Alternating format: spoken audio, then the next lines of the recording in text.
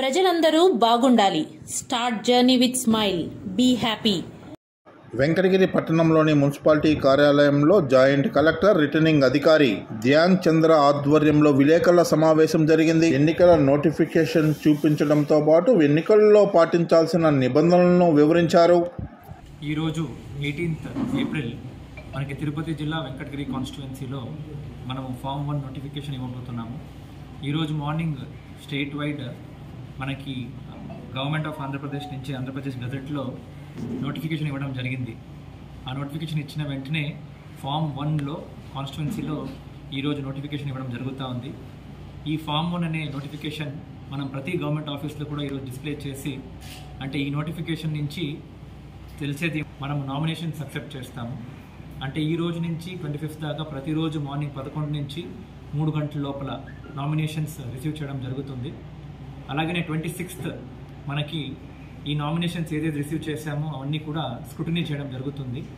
26th evening మనము list of validly nominated candidates అని ఒక కాగితం మనం డిస్క్లోజ్ చేయడం జరుగుతుంది. అది అయిన తర్వాత 3 రోజుల పాటు అంటే 29th దాకా ఏదైనా నామినేషన్స్ విత్డ్రా చేసుకోవాలి అంటే వాళ్ళకి అవకాశం ఉంటుంది. సో 29th ఏప్రిల్ ఈవినింగ్కి మనం ఫైనల్ నామినేటెడ్ క్యాండిడేట్స్ అనేది ఫైనలైజ్ చేయడం జరుగుతుంది. సో ఈ నామినేషన్ ద్వారా 3 విషయాలు, అంటే డేట్ ఆఫ్ మేకింగ్ నామినేషన్స్ 25వ తారీఖు దాకా చేయొచ్చు. అలాగే స్క్రూటినీ నామినేషన్స్ 26వ తారీఖు చేస్తాము. అలాగే విత్డ్రావల్ అనేది 29 చేస్తాము. అలాగనే ఈ పోల్ అనేది టైమింగ్స్ కూడా మెన్షన్ చేయడం జరిగింది. మనకి పోల్ టైమింగ్ వచ్చేసి సాయంత్రం 6 గంటల దాకా అన్ని పోలింగ్ స్టేషన్స్లో కూడా మనం పోల్ జరగబోతా ఉంది. May 13th రోజు పోల్ అనేది మన జిల్లాలో అంటే మన కాన్స్టిట్యుయెన్సీలో జరగబోతా ఉంది. అలాగనే దీనికి సంబంధించిన మా దగ్గర ఉన్న 298 పోలింగ్ స్టేషన్స్ ఉన్నాయి, ప్లస్ 1 కూడా ఆక్సిలరీ పోలింగ్ స్టేషన్స్ అప్రూవ్ అయినాయి. సో టోటల్ 299 పోలింగ్ స్టేషన్స్లో May 13వ తారీఖు మార్నింగ్ 8 నుంచి 6 గంటల లోపల మనకి పోల్ జరగబోతా ఉంది. ఇంకా మనకి ఆ డీటెయిల్స్ అయితే లేదు, ప్రాబ్లీ 10 to 12 వస్తారు అని మనకి అనుకుంటున్నాము. హవెవర్ మనకి ఇంకా 25th అయితే తప్ప ఇంకా చెప్పలేము. నామినేషన్స్ ప్రక్రియలో మ్యాక్సిమం ఒక క్యాండిడేట్ 4 నామినేషన్స్ దాకా ఇవ్వచ్చు మ్యాక్సిమం, అదేం కండిషన్ కాదు. హవెవర్ చూడాలి, అంటే లాస్ట్ ప్రీవియస్ ఎలక్షన్స్ అలాగే 2 times ఎలక్షన్స్ చూస్తే దాదాపుగా 10 to 12 members finally nominated candidates అవుతారని అనుకుంటున్నాం. ఎందుకంటే పేపర్స్ ఎంతనే ఇవ్వచ్చు, బట్ ఫైనలీ ఎంతమంది క్యాండిడేట్స్ వస్తారని చూస్తే అక్కడ 10 to 12 అని టెంటేటివ్లీ అనుకుంటున్నాం. But we don't know actually. అంటే నామినేషన్ వేసే వచ్చే మున్సిపల్ ఆఫీస్ని RO ఆఫీస్గా నమోదు చేయడం జరిగింది. సో ప్రిపరేషన్స్లో నామినేషన్ సంబంధించి ఈ RO ఆఫీస్ చుట్టూ 100 meters ఏరియాని బ్యారికేడ్ చేయడం జరిగింది. 100 meters లోపల ఓన్లీ 3 vehicles మాత్రమే అలో చేస్తాము. ఆ 3 vehicles తర్వాత ఎంట్రీ నుంచి ఓన్లీ 1+4 అంటే 1+4 5 members మ్యాక్సిమం మాత్రమే లోపల అలో చేయడం జరుగుతుంది. సో అది తప్ప ఇంకా ఎవరు కూడా లోపల అలో చేయడానికి లేదు. అలాగనే ఈవినింగ్ 3 o'clock తర్వాత అలాగే 11 గంటల ముందు మార్నింగ్ ఎటు పరిస్థితుల్లో ఏ నామినేషన్ కూడా రిసీవ్ చేయడానికి అవకాశం లేదు.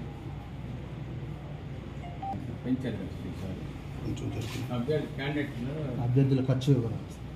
సో మనకి అసెంబ్లీ కాన్స్టిట్యుయెన్సీ కాబట్టి 40 lakhs దాకా మనకి అప్పర్ లిమిట్ ఉంది. అలాగే పార్లమెంట్ వచ్చేసి 95 ఉంది. ఇది మాకు 40 lakhs మాత్రమే వర్తిస్తుంది. సో మనకి లాస్ట్ 16th March నుంచి ఎప్పుడు MCC వచ్చిందో ఆ రోజు నుంచి కూడా మనకి అసిస్టెంట్ ఎక్స్పెండిచర్ అబ్జర్వర్ అలాగనే అకౌంట్ కూడా ఎన్కోర్ ఆన్లైన్ ద్వారా వచ్చిన పర్మిషన్స్ అంతా కూడా మనం పెట్టి ఆ రోజుకే మన FST అలాగనే VST VVT నుంచి వచ్చిన ఇన్పుట్స్ తీసుకుని ప్రతి పార్టీ ఖర్చు కూడా మనము షాడో రిజిస్టర్ మెయింటైన్ చేస్తూనే వస్తున్నాము. ఈ రోజు నుంచి జరిగే అంత ప్రక్రియ కూడా ఆ క్యాండిడేట్ పైన మనం రేట్స్ ఫిక్స్ చేస్తూ మాకు షెడ్యూల్ ఆఫ్ రేట్స్ ఉన్నాయి. ఆ రేట్స్ ప్రకారంగా వాళ్ళు చేసే ఖర్చు కూడా వాళ్ళపైన నమోదు చేయడం జరుగుతుంది. అందుకే ప్రతి నామినేషన్స్ తీసుకుంటున్నప్పుడే వాళ్ళ అకౌంట్ నంబరు అలాగనే వాళ్ళ అకౌంట్ డీటెయిల్స్, అంటే మినిమం 1 day ముందు వాళ్ళ అకౌంట్ డీటెయిల్స్ క్రియేట్ చేసి ఉండాలి. ఆ డీటెయిల్స్ ఇస్తారు. ప్రతి ఖర్చు కూడా క్యాండిడేట్ ఆ అకౌంట్ నుంచినే రావాలి. ఎలక్షన్స్ అయిపోయిన తర్వాత కూడా క్యాండిడేట్ రెస్పాన్సిబిలిటీ, అది ఆయన ఎందుకు చేశారు, ఎట్లా చేశారు అనేది డీటెయిల్స్ కూడా ECIకి ఇవ్వాల్సి ఉంటుంది. సో అకౌంట్ డీటెయిల్స్ అనేది కూడా మనం ఖచ్చితంగా నామినేషన్స్ టైంలో కూడా తీసుకొని పంపించడం జరుగుతుంది.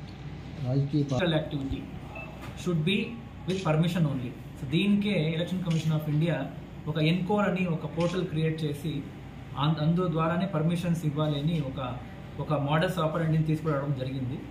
ఇప్పుడు దాకా దాదాపుగా 250 పర్మిషన్స్ వచ్చినాయి. అరౌండ్ 130 పర్మిషన్స్ అప్రూవ్ చేశాము, కొన్ని రిజెక్షన్ చేశాము. అలాగే దీనికి సంబంధించి అందరు పొలిటికల్ పార్టీ రిప్రజెంటేటివ్స్ని కూడా పిలుచుకొని ఎట్లా అప్లై చేయాలి, ఎలాంటి పర్మిషన్స్ ఏ లెవెల్లో ఉంటుంది, కొన్ని ఆర్ఓ స్థాయిలో ఉంటుంది, కొన్ని డిఓ స్థాయిలో ఉంటుంది, కొన్ని సిఓ స్థాయిలో ఉంటుంది, అన్ని కూడా అవగాహన ఇవ్వడం జరిగింది. సో 48 గంటల ముందు వాళ్ళు అప్లై చేస్తారు. మేము వెంటనే వితిన్ 6 అవర్స్ ఆ కన్సర్న్ నోడల్ ఆఫీసర్ నుంచి ఫీల్డ్ నుంచి డేటా తీసుకుని అప్రూవల్ ఇచ్చి ఇప్పుడు దాకా అయితే పర్మిషన్స్ అన్ని ఇవ్వడం జరుగుతుంది. ఓన్లీ ఏంటంటే ఒక రోజు ఒకే టైం ఒకే సిచ్యువేషన్లో మల్టిపుల్ పార్టీ అదే రోడ్డు అదే సిచ్యువేషన్ వాడుకోవడం వద్దు అని ఒక ఆలోచనతో పోలీస్కి అవగాహన ఉండాలి. ఎందుకంటే ప్రతి పర్మిషన్స్ ఇచ్చిన వెంటనే దానికి తగ్గినట్లు ఒక టీం పంపించాలి మనం. ఎందుకంటే ఎక్స్పెండిచర్ మానిటర్ చేయాలి కాబట్టి మన వీడియో వీవింగ్ టీం కూడా విఎస్టీ పంపిస్తాము, వీడియో సర్వేలెన్స్ టీం పంపిస్తాము, అలాగే ఒక ఎఫ్ఎస్టీ టీమ్స్ కూడా పంపిస్తాము. వీళ్ళు వెళ్ళి అంత మానిటర్ చేసి ఆ రోజు ఈవినింగ్ సీడీ ఇస్తారు, సీడీ చూసుకొని ఎక్స్పెండిచర్ ఫైనలైజ్ చేయడం జరుగుతుంది. సో అన్నీ కూడా ఆన్లైన్ ద్వారానే జరుగుతున్నాయి. ఇప్పుడు దాకా అయితే మనకి పద్మావతి యూనివర్సిటీలో పెట్టడం జరిగింది. సో మా వెంకటగిరి కాన్స్టిట్యున్సీ సంబంధించింది కూడా అక్కడే కౌంటింగ్ పెట్టడం జరుగుతుంది. సో 13వ తారీఖు ఈవినింగ్ పోల్ అయిన వెంటనే మనకు అన్ని ఈవీఎంస్ కూడా విత్ స్టాచ్యూటరీ మెటీరియల్స్ మన ఇంటర్మీడియట్ స్ట్రాంగ్ రూమ్ ఉంది ఇక్కడనే జూనియర్ కాలేజ్లో, అక్కడికి వస్తుంది. అక్కడ అంతా కలెక్ట్ చేసిన తర్వాత అక్కడి నుంచి మనము కౌంటింగ్ హాల్కి షిఫ్ట్ చేయడం జరుగుతుంది. కౌంటింగ్ హాల్లో స్ట్రాంగ్ రూమ్స్ ఉన్నాయి, అక్కడ వెళ్ళి అన్నీ పెట్టేసి సీల్ చేసి అప్పుడు మళ్ళీ కౌంటింగ్ రోజు దాకా సీల్డ్గానే ఉంటాయని మనం ప్లాన్ చేయడం జరిగింది. నియోజకవర్గంలో ఎన్ని పోలింగ్ కేంద్రాలు? పోలింగ్ కేంద్రాలు టోటల్ 298 ఉండేది, బట్ ఒకటి అప్రూవల్ అయింది అడిషనల్గా ఆక్సిలరీ పోలింగ్ స్టేషన్ అర్బన్లో. అక్కడ 1499 ఓట్స్ ఉండేది. సో కాబట్టి ఒకటి అప్రూవ్ కూడా అయింది. టోటల్ ఇప్పుడు 299 పోలింగ్ స్టేషన్లో పోలింగ్ జరిగిపోతాం. క్రిటికాలిటీ అనేది మనకి మాన్యువల్లో క్లియర్గా ఎట్లా క్రిటికాలిటీ అనేది ఉంది. మోర్ దెన్ 90% ఓటు ఉండదు, లెస్ దెన్ 10% ఓటు ఉండదు, అలాగే మోర్ దెన్ 90% ఉండి 75% అనేది ఒకే మనిషికి వేసి ఉంటాయి. ఇట్లా ఒక 8-9 కేటగిరీ ఉన్నాయి. సో దానికి సంబంధించి చూస్తే పోలీసుతో కోఆర్డినేట్ చేసుకుని అలాగే అక్కడ ఉన్న లాస్ట్ 2 జనరల్ ఎలక్షన్స్ డేటా తీసుకుని 58 క్రిటికల్ పోలింగ్ స్టేషన్స్ మనం పెట్టడం జరుగుతుంది. సో దీనికి సంబంధించి వాస్తవంగా అన్ని క్రిటికల్ పోలింగ్ స్టేషన్స్లో ఎనీవే వెబ్ కాస్టింగ్ పెడతాము. బట్ అది కాకుండా కూడా మినిమం 50% పోలింగ్ స్టేషన్లో వెబ్ కాస్టింగ్ పెట్టాలనేది రూల్ ఉంది. కాబట్టి దాదాపుగా మనం ఒక 150 పోలింగ్ స్టేషన్లో వెబ్ కాస్టింగ్ ద్వారా కూడా పెట్టడం జరుగుతుంది. రిమైనింగ్ 150 పీపుల్కి మైక్రో అబ్జర్వర్స్ పంపడానికి మనం చర్యలు కూడా తీసుకుంటాం. ఒక్కొక్క సెక్టర్లో కూడా దాదాపుగా 7 to 8 పోలింగ్ స్టేషన్స్ రావడం జరుగుతుంది. ఎన్ని చెక్ పోస్టులు ఉన్నాయి సార్? మనకి టోటల్ ఎఫ్ఎస్టీ టీమ్స్ వచ్చేసి మనకి 7 ఏఆర్ఓలు ఉన్నారు. 7 ఏఆర్ఓలు కూడా ప్రతి ఒక్క టీంలో కూడా ఒక ఎంసీసీ టీం ఉంది. సో 7 ఎఫ్ఎస్టీ టీమ్స్ పనిచేస్తున్నాయి, 3 షిఫ్ట్లో పనిచేస్తాయి. సో 7 × 3 21 అనుకోవచ్చు, బట్ 7 టీమ్స్ అని పిలుస్తాం మనం. 7 మండల్లో ఒక 7 టీమ్స్ ఉన్నాయి. అలాగే ఈ రోజు నుంచి స్టాటిక్ సర్వేలెన్స్ టీమ్ అని కూడా చేయడం జరుగుతుంది. సో 2 ఉన్నాయి. ఒకటి ఎఫ్ఎస్టీ అంటే మీరు అందరూ చూస్తుంటారు, వెహికల్ ఆపుతారు, చెక్ చేస్తారు, అలా ఉంటుంది. వాళ్ళు మూవ్ అవుతూ ఉంటారు, సిచ్యువేషన్ చూసుకుని, పర్మిషన్స్ ఉంటే, ర్యాలీ ఉంటే మూవ్ అవుతూ ఉంటారు. అలాగే కొన్ని క్రిటికల్ చెక్ పోస్టుల్ని మనం ఎస్టాబ్లిష్ చేసి స్టాటిక్ సర్వేలెన్స్ టీమ్ అని కూడా పెడతాము. అక్కడ పోలీసు, రెవెన్యూ, అలాగే ఎక్సైజ్ అండ్ ఇతర అధికారులతో పాటు కూడా స్టాటిక్గా అక్కడే ఉంటుంది.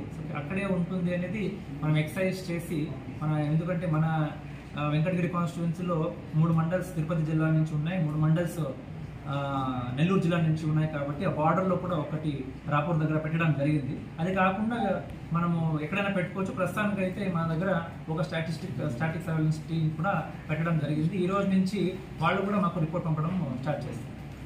వీడియోగ్రాఫర్ల ద్వారా చిత్రీకరిస్తున్నారని చెప్పి ఒక అభియోగం ఉంది సార్.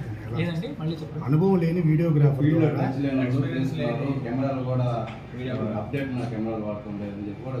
కెమెరా మనమే